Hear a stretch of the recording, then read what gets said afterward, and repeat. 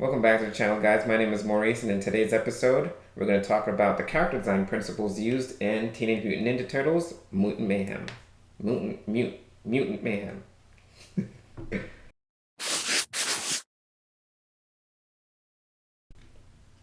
So, story time real quick. I wanted to go to the movies for a while now. There's a bunch of things I wanted to see, and I was really late into seeing Spider-Man Into the Spider-Verse. So, went to the movies really disappointed, and we actually saw that Ninja Turtles was playing, and so we went to go see it.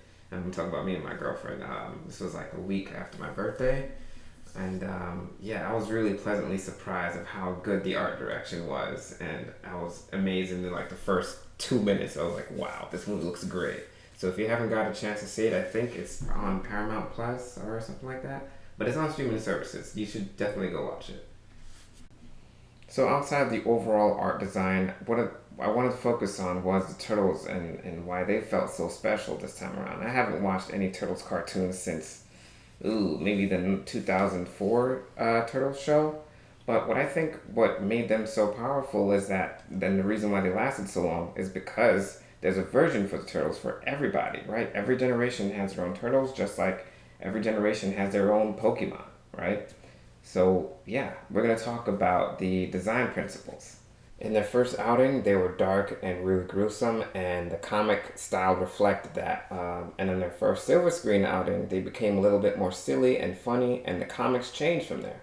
And I'm sure this was an attempt to appeal to a much wider audience. Since then, we'd seen a ton of different cartoons and comics, all with different tones, ranging from kid-friendly to super adult. Recently, I did a fan art here of one of my favorite turtle stories, The Last Ronin. Let me know what you think of it in the comments. So, let's do a dive into character design choices when designing characters. So, there are a few principles you want to look out for first. And I would start with the three basic shapes. That's going to be a circle, right? What does a circle say about a character? What does a square say about a character? And what does a triangle say about a character? These few principles tell the audience a little bit about the characters before they even do anything. So let's begin to break those down. In the Turtles Forever movie, we get to see three generations of turtle interact with one another. These three styles show perfectly how the basic shapes give viewers a different feel in their designs. Let's start with the 80s turtles. Their designs are made mostly of round shapes. Notice that there are very few edges here. The style gives a cuter, happier, and bubbly feel to it. Next up is the 2003 animated series. The series focused more on action than comedy, so the designs had to give off a much more edgy vibe. We can see more squares and angles in their character designs. Lastly, the original comic turtles. They give off a much more hard edge and dark feel. Much more angles and triangular shapes take place here. Triangles tend to be used for more bad guys and aggressive characters. I guess that's why their main villain, the Shredder, looks the way he does. Now that you know how to use shapes in character design, let's take a look at how the shapes are used in Mutant Mayhem.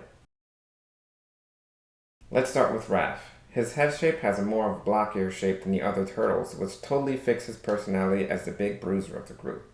Next is Leo.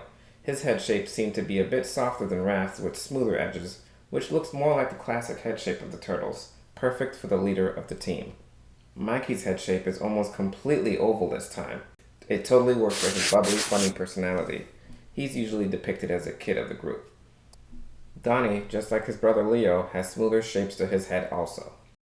I love their designs and the shapes work for them. I would say it's a good mix of round and rectangular shapes. Would give off a vibe of sweet, but they'll rough you up if they have to. Okay, so before I go, I want you guys to challenge yourself. Take what you've learned today about using shapes and make your own turtle designs. I'll make a video showcasing all the results in a YouTube short. That about wraps up our video, guys. If you liked it, please subscribe, and it helps support the channel. And in the comments, tell us what your favorite turtle series is. Till next time, I'll see you guys later. Bye-bye.